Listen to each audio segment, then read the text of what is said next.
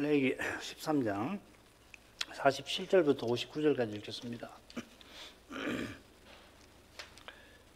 만일 의복에 문둥병 색점이 발하여 토롯에나 베옷에나 배나 털에 나래나 시에나 혹 가죽에나 무릇 가죽으로 만든 것에 있되 그 의복에나 가죽에나 그 나래나 시에나 무릇 가죽으로 만든 것에 병색이 푸르거나 붉으면 이는 문둥병의 색점이라 제사장에게 보일 것이요 제사장은 그 색점을 살피고 그것을 7일 동안 간직하였다가 7일 만에 그 색점을 살필지니 그 색점이 그 의복의 나래나 시에나 가죽에나 가죽으로 만든 것에 퍼졌으면 이는 악성 문둥병이라 그것이 부정하니 그는 그 색점 있는 의복이나 소리나 배의 날이나 시나 무릇 가죽으로 만든 것을 불사를 지니 이는 악성 문둥병인즉 그것을 불사를 지니라.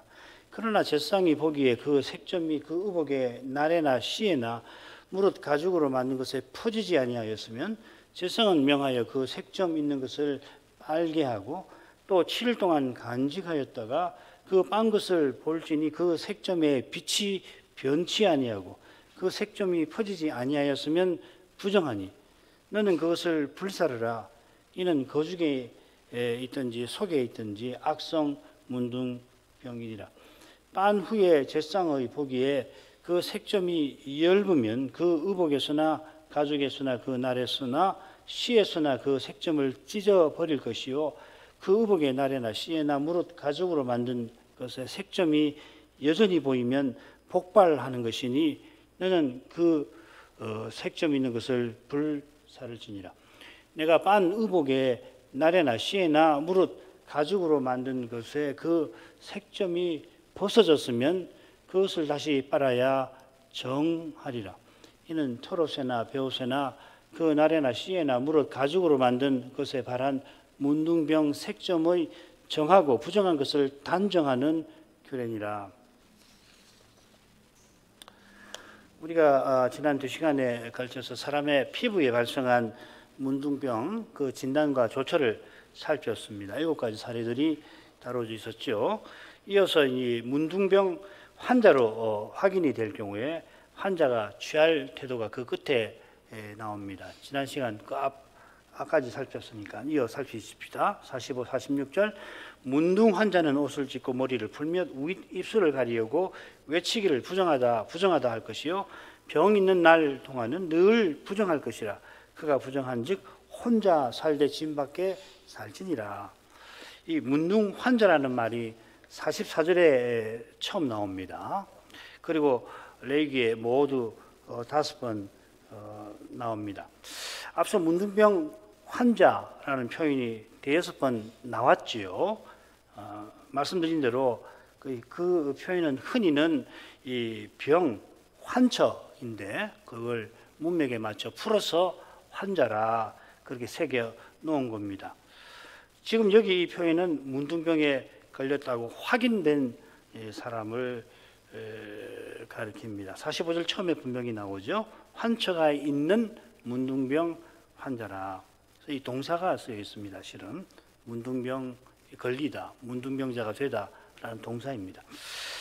자, 이것은 문둥병이 여호와께서 치신 결과임을 암시합니다. 그래서 그는 옷을 찢고 머리를 풉니다.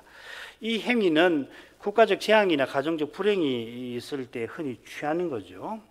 우리가 살핀 아론의 2 아들이 다른 불을 들이다가 여호와의 치심을 받았을 때에 모세가 아론과 그 남은 2 아들에게 머리를 풀거나 옷을 찢지 말아서 너희 죽음을 면하고 여호와이신 너가 온 회중의 미침을 면하라 했습니다.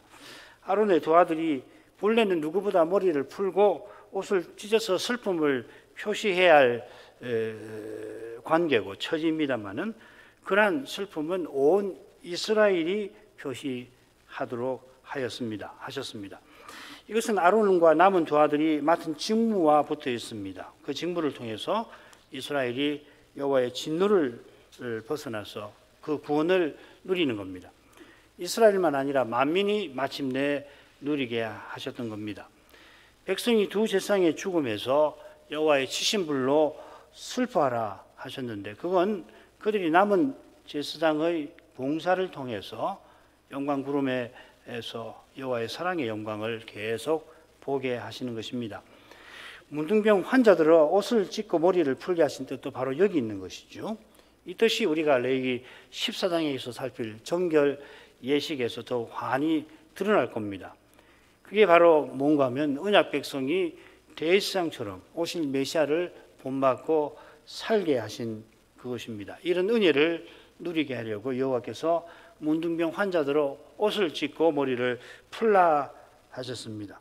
그처럼 그가 윗입술을 가리우고 부정하다 말하게 하십니다. 이 윗입술을 가린다는 것은 이 큰 수치를 당할 때 취하는 겁니다. 미가서 보면은 여호와께서 거짓 선자들을 다시는 예언하지 못하게 하시는 경우에 그들이 윗입술을 가리웁니다. 또 유다가 느부갓네살에게 멸망될 때에 이런 태도를 취합니다. 자, 그런데 사울의 아들이죠. 사울의 아들인 무비보셋이 다윗이 몽진에서 돌아올 때까지 윗입술을 가렸는데 어떤 식으로 하느냐면은 수염을 깎지 아니한 거죠. 수염을 깎지 않으니까 그게 수염이 길어져서 윗입술을 가리게 된 거 아닙니까? 이 수염만 깎지 않은 거 아니라 발을 맵시내지 않고 옷도 그가 빨지 않았다 했습니다. 피난 떠난 왕과 같이 지낸 것이죠, 그죠? 하나님의 진노 아래 있는 사람의 태도를 취한 겁니다. 그처럼 수염을 깎지 않아서 수염이 윗입술을 가리는 것은 하나님 앞에 유구무원의 태도, 겸비한 태도를 취하는 것을 가리킬 겁니다. 지금 문둥병 환자로 진단받은 상태니까 수염이 길어서 윗입술을 덮은 상태는 아니겠지요. 바로 그 진단받는 그 시점이니까. 그러니까는 큰 슬픔과 재앙을 겪고서 수염을 다듬지 않아서 수염이 윗입술을 덮는 것처럼 아마 손으로 윗입술을 그가 가렸을 겁니다. 이것은 하나님의 거룩한 징계를 잠잠히 받고서 아무런 변명을 하지 아니하는 것입니다. 자, 그러한 태도로 그는 부정하다 외칩니다. 이 외친다는 표현을 사시면 공적 선언을 가리킵니다. 이 표현이 어디 나오냐면 절기가 되면은 성회라고 이스라엘 백성들이 성회다 공포하게 하시는데 그처럼 문둥병 환자는 자기가 부정한 자라고 알리는 겁니다. 공적으로 알립니다. 이것은 절기가 되어서 이제 성회다 여호와를 가까이 하는 시간이 왔다 하고서 기쁘게 공포하는 것과 정반대 되겠죠. 부정하다는 것은 이 성막 제사에 나아가서 여호와를 가까이 하지 못하는 상태입니다.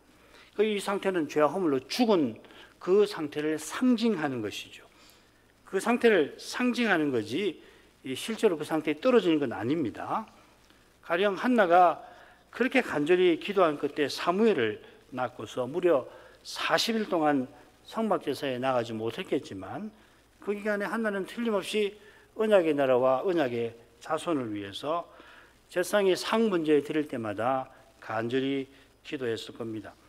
그가 기도한 내용이 뭔지를 이 사무엘을 젖된 후에 여호와께 드리는 그날 그가 예언의 기도를 한 거기서 우리가 확인할 수가 있을 겁니다. 나라 일은 또 다니엘이 무너진 성전을 향해서 날마다 3번 기도했는데 한 번 더 있죠. 그죠? 상번제 할 때뿐만 아니라 그 가운데 12시에 한 번 더 했는데 이 다니엘의 기도를 여호와 하나님이 틀림없이 들으셨지 이제는 성전이 무너지고 성전 제사가 드리지 아니하니까 다니엘의 기도를 그런 기도 내가 받지 않겠다 물리치실 리가 없습니다. 그처럼 문둥병자가 부정하다 외치게 하신 그 뜻은 그가 장차 병에서 놓여서 절기에 다른 백성과 함께 이제 성회라 외치게 공포하게 하신 데 있을 겁니다. 자, 이 점과 관련해서 주목할 점이 하나 있을 것 같아요. 문둥병자가 내가 부정하다고 하지 않습니다. 정황이나 문맥을 고려하면 자기가 부정하다고 공포하는 걸 텐데 원문은 주어가 명시되어 있지 않습니다. 문둥병자의 상태가 부정하다 이렇게 표명하는 것처럼 읽힙니다. 그가 문둥병 환자로 진단받을 때 옷을 찢고 머리를 푸는 행위가 제사의식상 하나님의 거룩하신 징계 아래 놓인 것을 상징하는 것과 또 붙어 있을 겁니다. 실제로 여호와의 거룩하심을 침해해서 심각한 문둥병에 걸리는 경우가 있지요. 미리암이나 우시아. 그러나 모든 문둥병 환자가 미리암이나 우시아처럼 실제로 여호와의 거룩하심을 침해한 건 아닐 겁니다. 아울러 오히려 그렇게 문둥병자가 된 사람에게 거룩한 사랑을 드러내는 일로 전염이 되어가지고서 문둥병자가 되는 그런 경우도 얼마든지 있을 수 있을 거예요. 자녀가 그런 일을 당해서 어머니가 사랑으로 먹을 것을 전해주면서 오염될 수도 있잖아요. 그것을 잘못이라고 여호와께서 죄졌다 그렇게 여기실 리가 없지요. 아울러서 우리가 고려해야 할 사항이 있는데 모든 문둥병자가 한센 병자는 아니라서 단기간 이 병을 앓다가 회복되는 경우도 얼마든지 있다 하는 것입니다. 그처럼 유출병 환자 중에는 문둥병 환자보다 더 긴 기간 병을 앓기도 했을 겁니다. 의학의 문외한으로서 말씀드리기가 조금 조심스럽긴 하지만 유출병이나 문둥병보다 의학상 심각한 병들도 있었을 겁니다. 그런데도 더 심각한 병은 부정을 일으키지 않는 반면에 유출병이나 특히 이 문둥병은 심각한 부정을 일으키게 되는데 결국 여호와 하나님께서 거룩한 뜻을 그렇게 정하신 데 달려 있는 거죠. 그 뜻은 지금까지 우리가 귀에 닿는 대로 살핀 것처럼 언약 백성이 하나님 언약에 담긴 고귀한 교훈을 깨닫게 하신 데 있습니다. 그 교훈은 단연 메시아와 하나님 나라를 가리킵니다. 그처럼 그 교훈은 인생이 아담 안에서 타락한 상태가 얼마나 끔찍한가를 일깨웁니다. 우리 모두가 스스로는 아담 안에서 죽었고 또 아담처럼 대적합니다. 죽은 상태를 상징하는 것이 바로 부정의 상태이고 하나님을 대적하는 죄의 성격이 속건죄와 붙어 있죠. 지금 문둥병자가 부정하다 외칠 때에 그걸 듣는 신실한 언약 백성은 부정한 상태를 정하신 이 여호와의 거룩한 뜻을 마음에 새기게 될 겁니다. 여호와께서 그저 문둥병자를 공적으로 부끄럽게 만들려고만 하셨을 리가 없습니다. 여호와의 종으로 세상에 오셔서 친히 행하신 구원의 일들, 표적들을 보게 되면 여호와 하나님은 그런 분이시라고 우리는 생각할 수가 없습니다. 병 있는 날 동안 그는 늘 부정할 것입니다. 이 병이라고 새긴 히브리 낱말, 이제 익숙하시죠? 내가라는 말, 이 치심이라는 말인데, 그러니까 이 병보다는 환처라고 새길 만하고 여호와의 치심을 상기시키는 표현입니다. 이러이러한 날 동안 이 표현이 유출병 정결법에 두 번 더 나옵니다. 흥미롭게도 레위기 26장에 또 두 번 더 나오는데 거기는 이 표현이 어디 쓰이냐면 이스라엘이 배도하여 포로 잡혀가는 기간을 가리킬 때 사용됩니다. 병 있는 날은 요컨대 이런 기간을 상징하는 겁니다. 이 기간 그가 부정합니다. 병 있는 날 동안 그가 늘 부정할 것이니 당연히 그가 부정한 사람입니다만은 이 사실을 굳이 언급하셨습니다. 한글 개역 성경은 이어 나오는 내용의 근거로서 번역을 해놨죠. 그래서 부정한즉, 그가 부정한즉 이렇게 될 거다 이렇게 번역을 했습니다.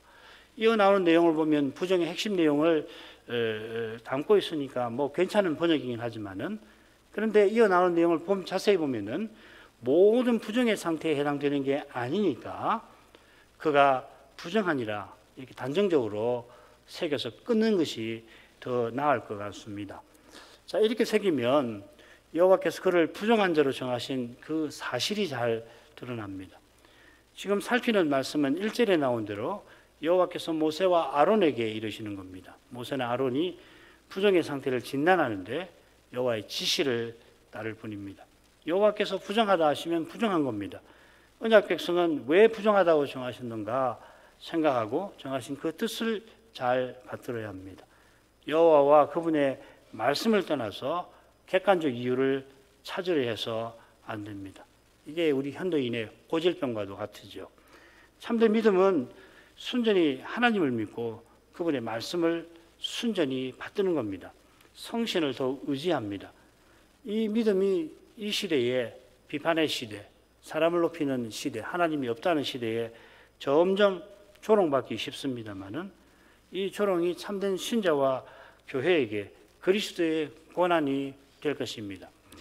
문둥병 환자는 혼자 살되 짐 밖에 살아야 합니다. 이 혼자 산다라고 하는 번역한 표현에는 격리를 하는 뜻이 강해요. 이 배너 영화, 유명한 영화라 아마 다들 보셨겠는데 거기 보면 문둥병에 걸린 어머니와 딸이 다른 문둥병자들과 같은 동굴에서 지내잖아요. 비슷하게 우리 주님께서 한 번은 10명이나 되는 문둥병자를 고쳐주셨는데 그들이 멀리 서서 함께 주님의 자비를 구하는 모습이 누가복음에 나옵니다. 고침받고 주님께 나온 문둥병자 하나인데 그 사람이 사마리아인이라고 했죠. 나머지 9은 유대인이었을 겁니다. 그들이 유대인이고 사마리아인인데 함께 성 밖에서 지냈던 것을 짐작하게 됩니다. 자, 이런 점에 비추어서 이 혼자 살아라 하는 말은 진에서 함께 사는 식구들과 다른 백성들과 따로 지낸다 그 말이지, 물리적으로 서로 격리해서 문둥병 환자들끼리도 같이 지내지 말고 따로따로 지내라 그 말은 아니죠, 그죠? 이 혼자라는 표현이 흥미롭게도 서로 상반되는 경우에 사용됩니다. 이 표현이 어디 쓰이냐면 배도하여 멸망하는 이스라엘의 형편을 가리킵니다. 반면에 여호와께서 보호하셔서 평안하게 지내는 상태에도 이 표현이 사용됩니다. 지금 혼자는 당연히 여호와께서 거룩하심을 침해한 자를 멸망시킨 이스라엘의 형편을 상징하겠죠. 이런 상징적 의미가 진 밖이라는 표현에 담겨 있습니다. 이스라엘의 진은 정결한 영역입니다. 정결한 진 한가운데에는 거룩한 장소, 성막이 있습니다. 성막이 거룩한 곳이니까 성막 바깥은 속된 영역입니다. 이것은 인생이 본래 하나님을 가까이 하지 못할 존재인데 하나님께서 가까이 불러주신 언약을 가리키는 표현입니다. 피조물은 선한 상태에서도 스스로는 창조주께 나아가지 못합니다. 웨스트민스터 신앙고백서 7장 1절이 바로 그 내용이죠. 더욱이 인생이 타락해서 하나님을 떠나고 심지어 등졌습니다만 그런 인생을 하나님께서 가까이 하시려고 구원의 큰 일을 행하신 겁니다. 큰 팔과 강한 손으로 이스라엘을 이집트에서 건져내셨고 또 독수리 날개로 그들을 업어서 여호와께 인도하셨습니다. 바로 여기서 성막 제사 제상의 규례가 나온 겁니다. 여호와께서 그들을 업어서 여호와 자신에게로 인도하신 겁니다. 이스라엘의 진은 이스라엘이 여호와와 함께 있는 것을 가리키는 거고 여호와의 인도를 받아서 약속의 땅으로 전진하는 것을 나타냅니다. 그 진입니다. 진 밖에 있다는 것은 이 복된 상태에서 벗어나 있는 것을 상징하는 겁니다. 문둥병자가 진 밖에서 지내지만 가나안을 향하는 길에 이스라엘 진과 더불어 나아가는 거죠, 그죠? 진 밖에 행진할 때는 더구나 문둥병자만 아니라 문둥병자만 행진하는 진과 떨어져서 걷는 게 아니죠. 유출병자, 시신 접촉한 사람들도 문둥병자처럼 행진하는 진 바깥에서 떨어져서 걷게 하셨습니다. 문둥병에 걸렸으니까 광야에서 쓸쓸히 지내다가 거기서 죽으라 하신 게 아닙니다. 이런 교훈을 잘 깨달은 언약 백성이라면 문둥병자를 무시하거나 또 저주하지 않고 천형이다 하고서 손가락질하지 않고 그가 속히 병에서 벗어나서 함께 거룩한 사회를 이루며 살기를 바랐을 줄 압니다. 자, 이런 정도로 하고 우리 말씀으로 가죠. 이 문둥병 정결법은 크게 세 수로 나눌 수 있죠. 한가운데 이제 14장 1절부터 32절에 피부병에서 벗어난 사람이 들어야 하는 정결 예식이 아주 상세하게 나옵니다. 그리고 앞뒤로는 문둥병을 진단하고 조처하는 내용이 나오는데 앞에는 우리가 이미 살핀 사람의 피부에 발생한 문둥병하고 이어서 오늘 살필 의복에 발생한 것이 나오죠. 그리고 14장 후반부에서는 집에 발생한 문둥병이 또 나올 겁니다. 자, 옷에 발생한 문둥병도 피부에 발생한 것과 비슷한 형식으로 되어 있는데 우리는 세서로 볼 겁니다. 먼저 47, 48절은 머릿말이 됩니다. 그 다음 49절부터 58절에는 네 가지 진단과 조처들이 나오고, 그리고 59절은 맺은말, 요약이 되겠습니다. 먼저 머릿말 보죠. 만일 의복에 문둥병 색점이 발하여 털옷에나 베옷에나 배나 털에 나래나 씨에나 혹 가죽에나 무릇 가죽으로 만든 것에 있되, 우리 번역 잘 됐는데 맨 처음에 의복이 나옵니다. 이것은 피부에 나타난 문둥병을 다루는 본문이 사람으로 시작되는 것하고 짝을 이루죠. 사람 2절에 보면 사람이라고 나오죠, 그죠? 거기 보면 아담이라고 되어 있죠. 이 문둥병은 아담의 범죄를 상징합니다. 범죄할 때 아담은 의복을 입지 않은 상태였습니다. 사람의 의복은 타락 후에 등장합니다. 아담과 하와가 범죄한 결과 부끄러워서 이 무화과 잎사귀로 옷을 지어 입었고 만들어 입었고, 여호와께서 범죄한 우리 시조를 심판하신 후에 심판하시는 자리에서 하신 그 약속을 이루시려고 짐승의 가죽으로 그들을 옷 입혀 주셨습니다. 여호와께서 신이 짐승을 죽여서 그들의 부끄러움을 가려 주신 겁니다. 사람이 무화과 잎사귀로 만든 옷은 하나님의 심판을 견디지 못하는 상태를, 여호와께서 짐승의 가죽으로 지어주신 그 옷은 그 심판을 견딘 상태를 가리키겠죠. 오실 메시아를 가리키는 거잖아요. 이처럼 옷은 고대 이스라엘에게 사람과 밀접한 관계를 갖습니다. 그걸 잘 보여주는 사건이 다윗이 사울의 옷을 뺀 것입니다. 그때 다윗의 부하들이 사울을 죽이라고, 하나님이 주신 기회 아닙니까? 라고 했지만은 다윗은 하나님이 기름 부으신 자를 자기가 죽일 수 없다 하면서 다만 이를 보고 있는 그의 겉옷 자락을 조금 잘랐습니다. 사울이 나중에 이 사실을 알고는 자기는 악하고 다윗이 자기보다 의롭다 고백을 합니다. 정말 의로운 행위입니다만은, 그런데도 다윗은 사울의 옷을 벤 후에 마음이 찔렸습니다.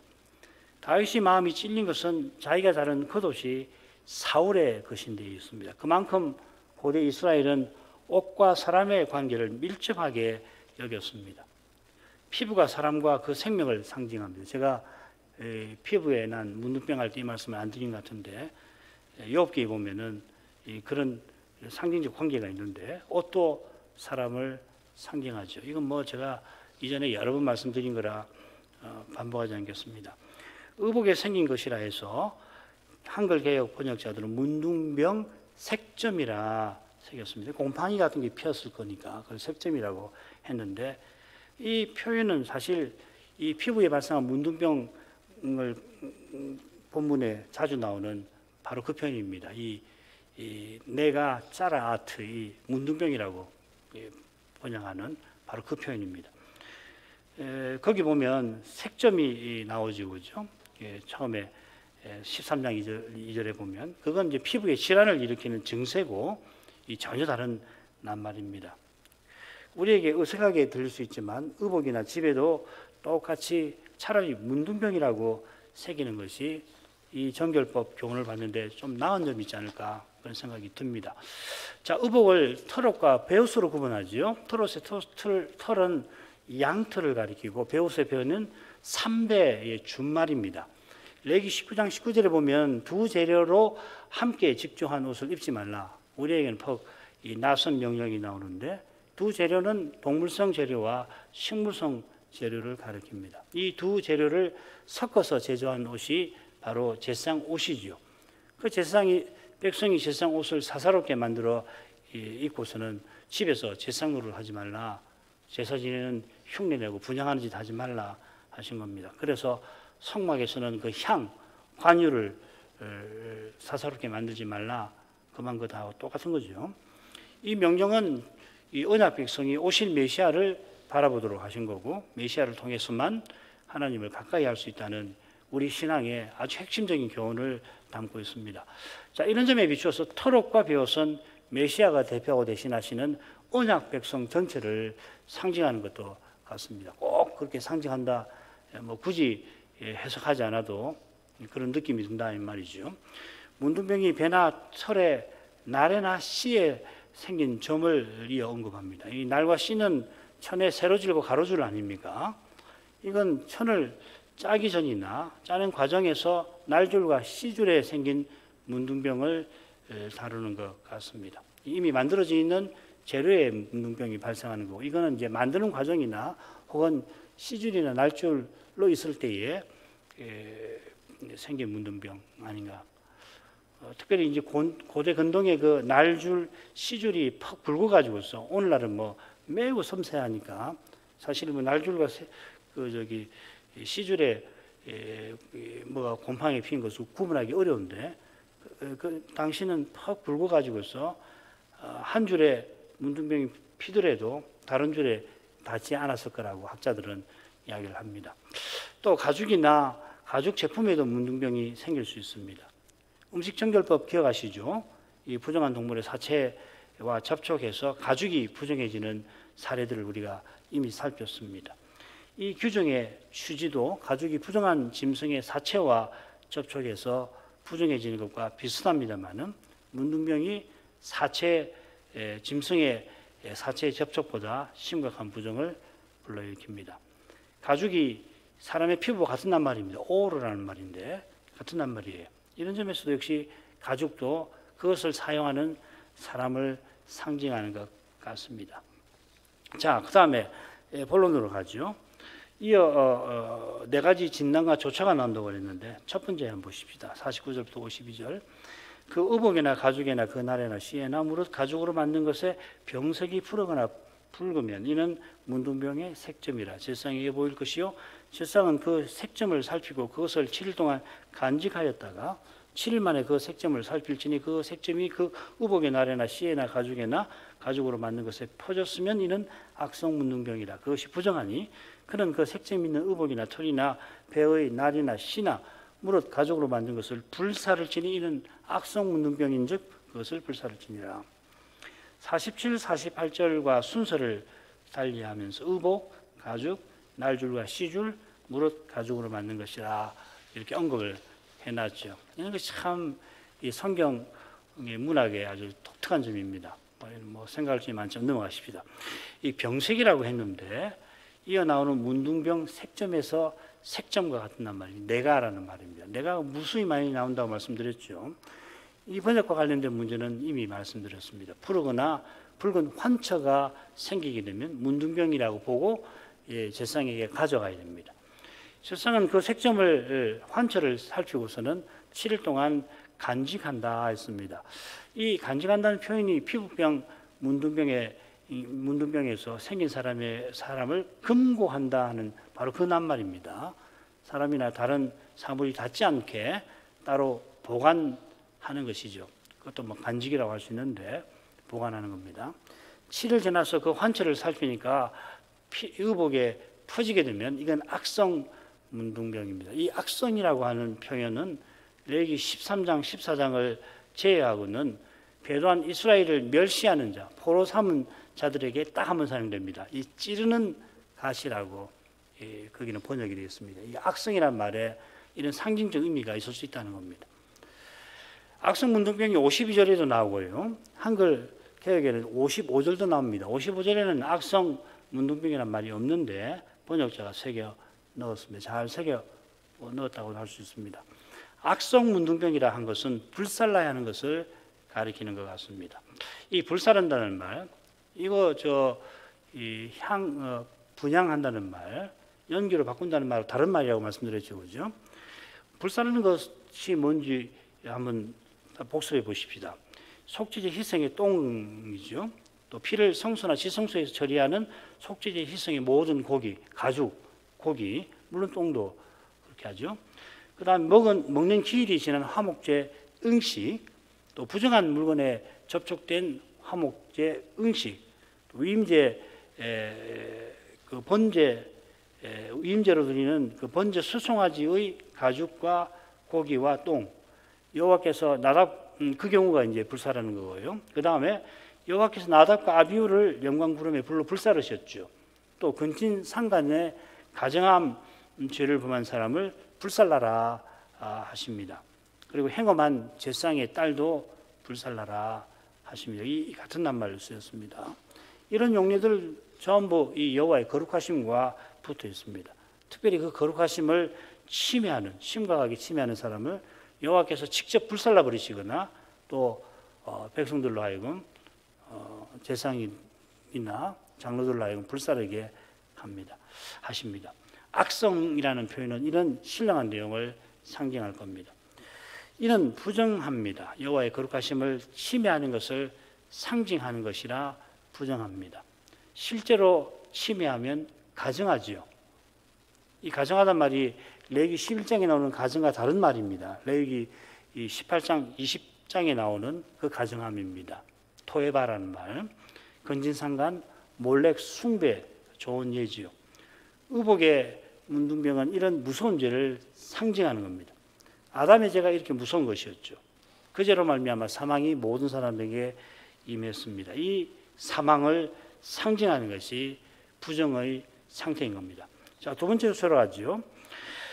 53절부터 55절. 그러나 제사장이 보기에 그 색점이 그 의복의 나래나 씨에나 물을 가죽으로 만든 것에 퍼지지 아니하였으면 제사장은 명하여 그 색점 있는 것을 빨게 하고 또 7일 동안 간직하였다가 그 빤 곳을 볼지니 그 색점에 빛이 변치 아니하고 그 색점이 퍼지지 아니하였으면 부정하니 너는 그것을 불사르라. 이는 거죽에 있든지 속에 있든지 악성 문둥병이라. 7일 지나서 제사장이 보니까 환처가 퍼지지는 않았습니다. 자, 그럴 경우에는 그 옷을, 문제의 옷을 빨라고 명령합니다. 그리고 또 7일을 제사장이 접촉하지 않고 다른 사람이 빨라고 합니다. 누구 보고 빨라고 하는지는 잘 모르겠습니다. 가져온 사람이 빨아도 될 것 같고 다른 사람이 도와줘도 될 것 같습니다. 왜냐하면 복성이 쓰여 있어서 그렇습니다. 그래 다시 이제 7일을 보관했다가 제사장이 빤 곳을 봅니다. 살피니까 환처의 빛이 변치 아니합니다. 환처가 퍼지지 아니하였으면 환처의 빛이 변치 아니하여도 부정한 겁니다. 이 경우에는 첫째 경우처럼 불사릅니다. 그래서 이 한글 개역 성경은 악성 문둥병이라는 말을 새겨서 넣은 줄로 믿습니다. 자, 이렇게 새기면은 첫째 사례와 둘째 사례가 결국 같고 이제 살필 셋째 사례도 악성 문둥병이라는 말이 거기 없지만은 같다는 것이 잘 드러나겠습니다. 56, 57절로 가겠습니다. 빤 후에 제사장이 보기에 그 색점이 엷으면 그 의복에서나 가죽에서나 그 날에서나 씨에서나 그 색점을 찢어버릴 것이요. 그 의복의 날에나 씨에나 무릇 가죽으로 만든 것에 색점이 여전히 보이면 폭발하는 것이니 너는 그 색점 있는 것을 불사를지니라. 이 셋째 사례 역시도 둘째 사례처럼 제사장이 빤 후에 7일 후에 보니까 환처가 퍼지지 않아서 옷을 빨게 하고 다시 7일을 보관해서 살피는 거죠. 둘째 사례와는 달리 환처가 엷어지면은 그 빛이 연해지면은 옷에서 환처만 찢어버리게 합니다. 피부에 문둥병이 비슷한 경우가 나오는데 환처가 엷어지고 퍼지지 않았으면은 그 사람은 정한데 옷을 빨아야 하죠. 옷의 문둥병은 환처 부분을 찢어버립니다. 환처 부분을 찢어버렸는데도 색점이 여전히 보이면, 즉 환처가 다시 보이면, 여전히 보인다고 했는데 다시 보이면 그것은 폭발하는 겁니다. 이게 폭발이 다시 생겼다 이 말이죠. 첫째 사례처럼 환처가 퍼지는 경우입니다. 환처 있는 것은 당연히 첫째 사례처럼 불살라야 합니다. 악성 문둥병이란 말이죠. 넷째 사례도 둘째 사례와 붙어 있습니다. 58절 네가 빤 의복의 나래나 씨에나 무릇 가죽으로 만든 것에 그 색점이 벗어졌으면 그것을 다시 빨아야 정하리라. 네가 빤 의복, 이게 이제 54절을 가리키는 겁니다. 의복에 문둥병이 생겼다고 가져와서 제사장이 7일 후에 보니까 환처가 퍼지지 않으니까 다시 빨게 하고 7일을 보관한 거죠. 7일 지나서 보관한 의복을 보니까 환처가 벗어졌습니다. 사라졌다는 말입니다. 자, 그러면은 그것을 다시 빨고 그것을 정하게 하는 거죠. 정하다는 것은 이 진에서 쓸 수 있는 일상생활에서 쓸 수 있는 것이 되었다 이 말이죠. 59절로 갑니다. 이는 토로세나 베오세나 그 나래나 시에나 무릇 가죽으로 만든 것에 반한 문둥병 색점에 정하고 부정한 것을 단정하는 규례니라. 59절은 이는 의복의 문둥병의 규례라 이렇게 시작됩니다. 그러고서 의복의 종류가 쭉 열거가 되고요. 마지막에 이제 뭐가 나오냐면 정하고 부정한 것을 단정하기 위한 거다 이렇게 나옵니다. 단정한다고 새겼는데 이 정한지 부정한지를 제사장이 선언한다 하는 말입니다. 그러니까 59절은 요약이죠. 의복은 음식과 더불어서 가나안 가는 길에 향하는 길에 언약 백성에게 꼭 있어야 할 것입니다. 사도가 바울 사도의 교훈처럼 영원한 나라를 향하여 가는 우리 신약 백성에게도 있어야 할 것이죠. 먹을 것과 입을 것이 있으면 족한 줄 여기라 그 말이죠. 디모데전서 6장 8절. 주님께서 기도를 가르쳐 주시면서 일용할 양식을 구하라 하셨지만 먼저는 하나님 나라와 그의 의를 추구하라 명령하셨습니다. 이 명령대로 추구하면 하늘아버지께서 우리에게 있어야 할 모든 것을 더하실 것이다. 먹을 것과 입을 것을 주실 것이라 약속하셨습니다. 이 명령과 약속이 의복 문둥병 규례에 담긴 교훈일 겁니다. 광야를 걸어가는 이스라엘에게 없어서 안 되는 그 의복을 통하여서 여호와께서 우리 하나님의 거룩하심을 치면 우리 인생의 죄를 일깨워 주시고 우리 대신 그 진노를 당하시는 메시아를 바라보게 하셨습니다. 그처럼 가나안 향하는 그 길에서 메시아가 세우시는 그 나라, 하나님의 진노가 사라진 영원한 나라를 추구하면서 뭘 먹을까, 뭘 입을까 염려에 사로잡히지 않게 하신 것입니다. 정한 의복을 날마다 입고 살아가는 뜻이 장차 흰옷을 입고 주를 영원히 찬송하는 거기 있음을 일깨워 주신 줄로 믿습니다. 자, 이 정도 하지요. 기도할 제목입니다. 여호와께서 부정의 상태를 친히 정하실 때에 심지어는 의복에 핀 곰팡이 핀 것도 거룩한 뜻에 쓰셨습니다. 가나안 향하여 행진하는 길에 의복은 음식과 더불어서 이스라엘에게 없어서 안 되는 겁니다. 이스라엘이 음식 때문에 원망한 일은 여러 번 기록되어 있는데 의복은 그들이 이집트로 돌아가려 하는 폐역의 직접적 원인으로는 등장하지 않습니다. 제 기억이 맞다면 여호와께서 40년 동안 만나로 먹이시고 그들의 옷과 신발이 헤어지지 않도록 하신 겁니다. 하나님께서 가나안을 향하는 길에 그들에게 있어야 할 것을 친히 공급해 주셨습니다.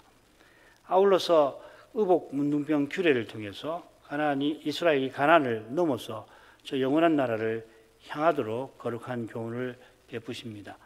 광야 생활에 옷과 가죽에 곰팡이 피는 일이 늘 있는 일일 텐데 그런 일을 통해서 우리 인생의 아담 안에서 하나님을 대적하여 영원히 그 진노 아래에 있어야 했던 데에서 이제는 영원히 하나님을 가까이 하는 길, 오신 메시아와 영원히 하나님을 섬길 하나님 나라를 바라보도록 하신 겁니다. 이런 교훈이 있어서 신약교회에게도 레위기를 사도의 서신들과 더불어서 하나님의 말씀으로 주셔서 읽고 깨닫도록 하신 줄 압니다. 여전히 우리에게 어려운 내용이 많습니다. 이게 도분이 무슨 뜻일까? 아무리 생각해도 모르는 뜻이 많지만은 성신께서 감화해 주셔서 이 성경을 다른 성경과 더불어 우리가 늘 가까이 하며 이 말씀을 통해서 주의 인도를 받아갈 수 있기를 바랍니다.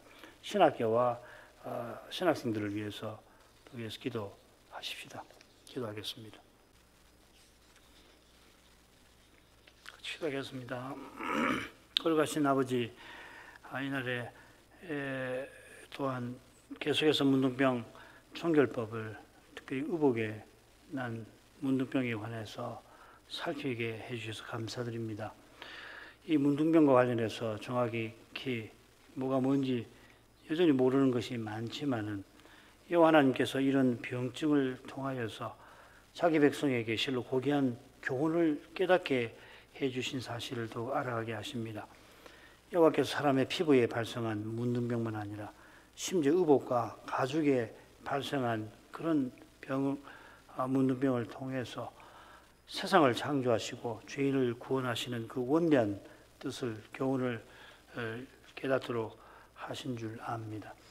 의복이나 가죽에 발생한 문둥병이 필시 곰팡이가 거기 핀 그런 것일 텐데, 그런 일상적인 일들을 통하여서 언약 백성들을 들어 태초에 아담이 하나님의 명령을 위반하고서 그 결과로 모든 사람이 육신이 되어서 하나님의 심판을 피하지 못하게 된 그 두려운 역사를 돌아보도록 하시고, 그러한 역사가 하나님의 대홍수 심판으로 끝난 것이 아니라 바벨탑 쌓던 일로 인류가 온 세상에 흩어지게 하신 일로 이어지던 그런 때에 이스라엘의 조상 아브라함을 불러내어 가나안에 이끄시고 그를 통해서 하나님 백성의 거룩한 역사를 이루어 가도록 하신 그 은혜를 이들로 살피게 하신 줄 압니다. 그 은혜가 얼마나 위대한 것인지 아브라함에게 주신 약속의 말씀에 환히 드러나 있는데, 그처럼 이스라엘이 이 세상에서 가장 힘없는 민족이지만 그런 그들을 하나님께서 사랑으로서 자기 소유를 삼아 이 위대한 약속을 친히 이루려 하신 것입니다. 이스라엘을 제사장나라와 거룩한 백성이 되게 하신 뜻은 훗날 바리새인의 지독한 착각과는 달리 아브라함의 후손으로 오신 메시아를 통하여서 온전히 드러나도록 하셨습니다. 메시아께서 이 세상에 오셔서 하나님을 하늘에 계신 내 아버지라 하시고 그 아버지의 뜻을 밝히 드러내시며 그 뜻을 친히 이루셨습니다. 주님께서 산 위에서 제자들과 무리들에게 이방인처럼 기도하지 말라 하시며 하늘 아버지께서 너희에게 있어야 할 것을 다 아시니 그 아버지께 날마다 일용할 양식을 기도하라 하셨습니다. 이 세상 아버지들도 자식이 떡을 달라 하면 돌을 주는 이가 없다고 한다 할 것이라면, 우리가 이 세상 사는 길에 절실한 것을 구할 때마다 하늘 아버지께서는 틀림없이 참으로 좋은 것을 주실 것이라 일깨워 주셨습니다. 너무도 당연한 말씀이지만 사람의 생각이 보이는 현실에 늘 갇혀 있기 쉬운 탓에, 그처럼 우리가 입고 있는 이 육의 몸이 썩고 부끄럽고 연약한 탓에 이러한 말씀에서 비춰주시는 거룩한 빛을 좇아서 하늘 아버지께서 간구하는 우리에게 참으로 좋은 것, 성신을 우리에게 주신 것을 깨닫고서 그 성신을 의지하여 먼저 하나님의 나라와 그 뜻을 우리가 추구해야 할 것입니다.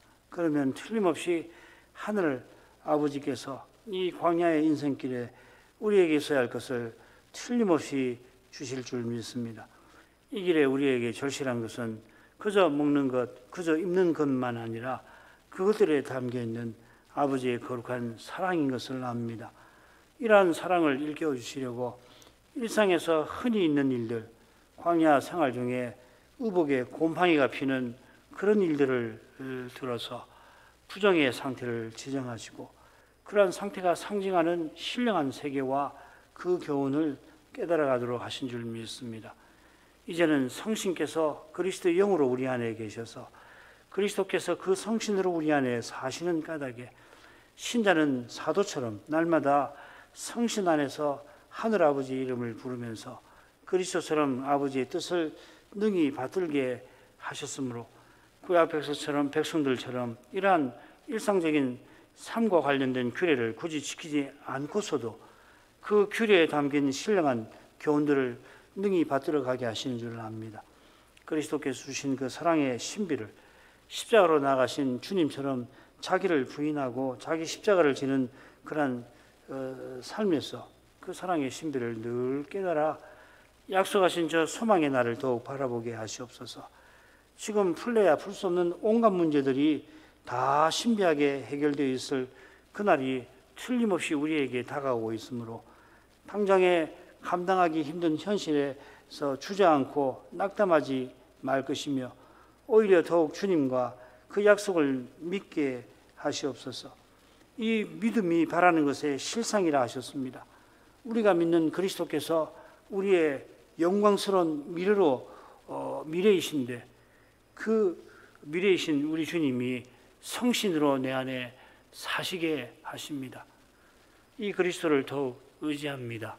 예수님 이름으로 기도합니다. 아멘.